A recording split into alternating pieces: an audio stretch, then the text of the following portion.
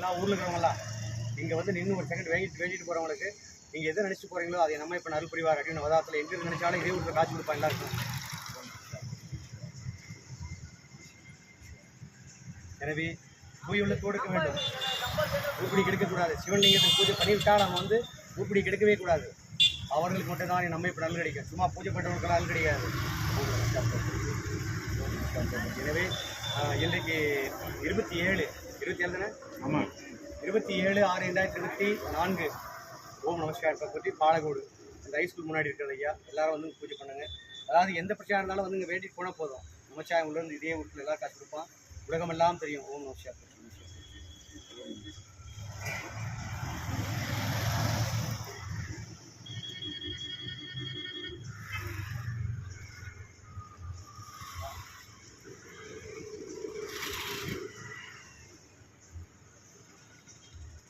cut பண்ணாது அப்படியே பார்த்து சாமி